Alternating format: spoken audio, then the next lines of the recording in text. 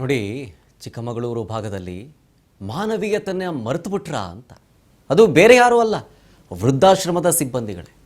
ವೃದ್ಧಾಶ್ರಮದಲ್ಲಿ ಮಾನವೀಯತೆ ಯಾವಾಗಲೂ ಇರುತ್ತೆ ಅಂತ ನಾವು ಕೇಳಿರ್ತೀವಿ, ನೋಡಿರ್ತೀವಿ. ಆದರೆ ಇಲ್ಲಿ ವಿಭಿನ್ನ. ಕಾಫಿನಾಡು ಚಿಕ್ಕಮಗಳೂರಿನಲ್ಲಾಗಿರೋ ಘಟನೆ ಇದು. ಅಮಾನವೀಯ ವರ್ತನೆ ಇದು. ಪಾಪ ವಯಸ್ಸಾಗಿರೋ ಒಬ್ಬ ವೃದ್ಧೆಯನ್ನ ರಸ್ತೆಲೇ ಬಿಟ್ಟು ಹೋಗ್ಬಿಟ್ಟಿದ್ದಾರೆ ವೃದ್ಧಾಶ್ರಮದ ಸಿಬ್ಬಂದಿ. 10 ವರ್ಷಗಳಿಂದ ರಸ್ತೆ ಬದಿಯಲ್ಲೇ ಶೇಷಮ್ಮ ಅನ್ನೋರು ವಾಸ ಮಾಡ್ಕೊಂಡಿದ್ದಾರೆ. ಕಳೆದ ವಾರವಷ್ಟೇ ಶೇಷಮ್ಮ ಅವರನ್ನ ವೃದ್ಧಾಶ್ರಮಕ್ಕೆ ಯಾರೋ ಸೇರಿಸಿದ್ರು. ಈಗ ವೃದ್ಧೆ ಶೇಷಮ್ಮ ಅವರನ್ನ ರಸ್ತೆಲೇ ಬಿಟ್ಟು ಹೋಗ್ಬಿಟ್ಟಿದ್ದಾರೆ ಸಿಬ್ಬಂದಿಗಳು. ಚಿಕ್ಕಮಗಳೂರಿನ ರಾಮನಹಳ್ಳಿಯ ಶ್ರೀ ಸಾಯಿ ವೃದ್ಧಾಶ್ರಮ ಅಂತ ಅದರ ಹೆಸರು. ವಿಷಯ ಗೊತ್ತಾದ ತಕ್ಷಣ ವೃದ್ಧೆಯನ್ನ ಆಸ್ಪತ್ರೆಗೆ ದಾಖಲಿಸಿದ್ದಾರೆ ಪೊಲೀಸರು ಮಾನವೀಯತೆಯನ್ನು ಮೆರೆದಿದ್ದಾರೆ. ಆದರೆ ವೃದ್ಧಾಶ್ರಮದ ಸಿಬ್ಬಂದಿಗಳಿಗೆ ಏನಾಗಿತ್ತು? ವಯಸ್ಸಾದವರು ನೋಡ್ಕೊಳಕ್ಕೆ ಯಾರೂ ಇರಲ್ಲ ಅಂಥೇಳಿ ಯಾರೋ ಪಾಪ ಪುಣ್ಯಾತ್ಮರು ಅವ್ರನ್ನ ಅಟ್ಲೀಸ್ಟ್ ಅವ್ರಿಗೆ ಎಲ್ಲಿ ಹೋಗ್ಬೇಕು ಅಂತ ಗೊತ್ತಿರೋದಿಲ್ಲ, ವೃದ್ಧಾಶ್ರಮಕ್ಕೆ ಸೇರಿಸಿರ್ತಾರೆ.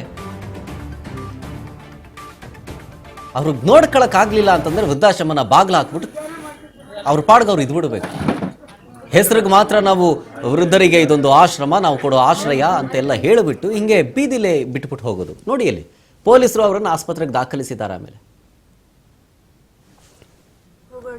ಯಾವ ಆಶ್ರಮದಲ್ಲಿದ್ರಿ? ವಿಜಯದ ಆಶ್ರಮ ಇಲ್ಲೇ Shri Sai madam. Police station ಎದುರುಗಡೆ ಇದ್ದೀರಾ? ಹೊಟ್ಟೆ ತುಂಬ ತಿಂಡಿ ತಿನ್ನಲ್ಲ, ಹೊಟ್ಟೆ ಊಟ ಕೊಡಲ್ಲ, ವ್ಯವಸ್ಥೆ ಇದೆ ಸರ್. ಏನು ಕೊಡೋಣ ಸರ್? ಬಟ್ಟೆ ಇಲ್ಲ, ಬರೀ ಇಲ್ಲ.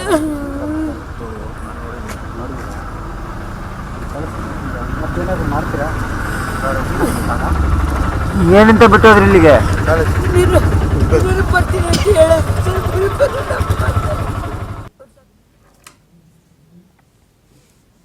ಡೀಟೇಲ್ಸ್ ಕೊಡ್ತಾರೆ ಇನ್ನಷ್ಟು ನಮ್ಮ ಪ್ರತಿನಿಧಿ ಮಧುಸೂದನ್ ಫೋನ್ ಸಂಪರ್ಕದಲ್ಲಿ. ಮಧುಸೂದನ್, ನಿಜಕ್ಕೂ ಒಂದು ವೃದ್ಧಾಶ್ರಮ ಹಿಂಗೆ ಮಾಡುತ್ತೆ ಅಂತ ಅನ್ಕೊಂಡಿರಲಿಲ್ಲ. ನಾವು ಎಷ್ಟೋ ಸ್ಟೋರಿಗಳನ್ನು ನೋಡಿದ್ದೀವಿ. ಅವರ ಮಕ್ಕಳೇ ಸಾಕಾಗದೇ ಬೀದಿಲಿ ಬಿಟ್ಟಿರೋದು ನೋಡಿದ್ದೀವಿ. ಅಂಥವ್ರನ್ನ ಕರ್ಕೊಂಡು ಬಂದು ವೃದ್ಧಾಶ್ರಮದಲ್ಲಿ ಆಶ್ರಯ ಕೊಡುವಂಥವ್ರನ್ನೇ ಇವತ್ತು ಹಿಂಗೆ ಮಾಡಿದ್ದಾರೆ ಅಂತಂದರೆ ನಿಜಕ್ಕೂ ಅವ್ರಿಗೆ ಮಾನವೀಯತೆನೇ ಇಲ್ವಾ ಅಂತ ಅನ್ನಿಸ್ಬಿಡುತ್ತೆ. ಏನೇನು ಆಯ್ತು ಆ್ಯಕ್ಚುಲ್ ಆಗಿ? ಖಂಡಿತವಾಗ್ಲೂ ಶರತ್, ಏನಂದ್ರೆ ಇತ್ತೀಚಿನ ದಿನಗಳಲ್ಲಿ ಎಲ್ಲೋ ಒಂದ್ ಕಡೆ ಪೋಷಕರನ್ನೇ ಕೂಡ ತಮ್ಮ ಮಕ್ಕಳು ವೃದ್ಧಾಶ್ರಮಗಳಿಗೆ ಸೇರಿಸ್ತಿರುವಂಥದ್ದು. ಅದಕ್ಕೆ ಸಂಬಂಧಪಟ್ಟಂತೆ ಈಗ ಕಾಫಿನಾಡಲ್ಲೂ ಕೂಡ ಈ ದುರಂತ ಮಾನವೀಯತೆಯನ್ನ ಮರ್ತಿರುವಂಥದ್ದು. ಶೇಷಮ್ಮ ಎಂಬುವರನ್ನ ಪೊಲೀಸರು ಆಕಸ್ಮಿಕವಾಗಿ ಕಳೆದ ಹಲವಾರು ವರ್ಷಗಳಿಂದಲೂ ಕೂಡ ಚಿಕ್ಕಮಗಳೂರಿನಲ್ಲೇ ಕೂಡ ಶೇಷಮ್ಮನವರು ಇರ್ತಾರೆ.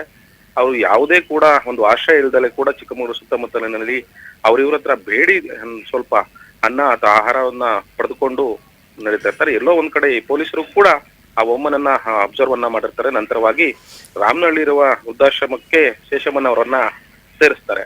ನಂತರವಾಗಿ ಸಿಬ್ಬಂದಿಗಳು ಕೂಡ ಆ ಶೇಷಮ್ಮನವರನ್ನ ಮತ್ತೆ ತಂದು ಪೊಲೀಸ್ ಠಾಣೆಗೆ, ಬಸವನಹಳ್ಳಿ ಪೊಲೀಸ್ ಠಾಣೆಗೆ ತಂದು ಕೂರಿಸುವಂಥದ್ದು. ಆದ್ರೆ ಯಾವುದಕ್ಕೆ ಈ ಶೇಷಮ್ಮನವರನ್ನ ಮತ್ತೆ ವಾಪಸ್ ಕರೆತಂದಿರುವಂತ ಸಿಬ್ಬಂದಿಯನ್ನ ಪೊಲೀಸ್ನವರು ಕೇಳಿರೋದಕ್ಕೆ ಆ ಒಂದು ರಂಪಾಟವನ್ನ ಮಾಡ್ತಾರೆ. ಅಂದ್ರೆ ತುಂಬಾ ಅಳ್ತಾರೆ, ಇಲ್ಲಿ ನಮ್ಮಲ್ಲಿ ಇಟ್ಕೊಳಕ್ ಆಗ್ತಿಲ್ವಾ ಎನ್ನುವ ಉತ್ತರವನ್ನ ಎಲ್ಲೋ ಒಂದ್ ಕಡೆ ನೀಡುವಂಥದ್ದು. ಒಂದ್ ಕಡೆ ಪೊಲೀಸರ ಕೆಲಸಕ್ಕೆ ಮೆಚ್ಚುಗೆಯನ್ನ ವ್ಯಕ್ತಪಡಿಸಿದ್ರೆ ವೃದ್ಧಾಶ್ರಮದ ಸಿಬ್ಬಂದಿಗಳ ಕೆಲಸಕ್ಕೆ ಒಂದು ಇಡೀ ಶಾಪವನ್ನ ಆಗ್ತಿರ್ಬೇಕಂತದ್ದು. ಎಲ್ಲೋ ಒಂದ್ ಕಡೆ ತಮ್ಮ ಸಂಬಂಧಿಕರ ಪೋಷಕರಿಗೂ ತಮ್ಮ ಮಕ್ಕಳಾಗಿರ್ಬೋದು ಪೋಷಕರನ್ನ ವೃದ್ಧಾಶ್ರಮಕ್ಕೆ ಸೇರಿಸಿದ್ರೆ, ಎಲ್ಲೋ ಒಂದ್ ಕಡೆ ವೃದ್ಧಾಶ್ರಮದ ಸಿಬ್ಬಂದಿಗಳೇ ಈ ಬೇಜವಾಬ್ದಾರಿತನ ಕೆಲಸಗಳನ್ನ ಮಾಡಿದಂತ ಸಂದರ್ಭದಲ್ಲಿ ಈಗ ಏನ್ ಮಾಡ್ಬೇಕು? ಈ ವಯಸ್ಸಾದ ವೃದ್ಧರು ಕೂಡ ಇನ್ನು ಮುಂದಿನ ದಿನಗಳಲ್ಲಿ ಯಾವ ರೀತಿ ತಮ್ಮ ಜೀವನವನ್ನ ಸಾಗಿಸ್ಬೇಕು ಎನ್ನುವ ಪ್ರಶ್ನೆ ಕೂಡ ಉದ್ಭವ ಆಗಿರುತ್ತೆ. ಚಿಕ್ಕಮಗಳೂರಿನ ಶಂಕರಾಪುರದ ಶೇಷಮ್ಮ ಎನ್ನುವರು ಕೂಡ ಈ ಸಂಗತಿಗೆ ಸಿಕ್ಕಿರುವಂತದ್ದು.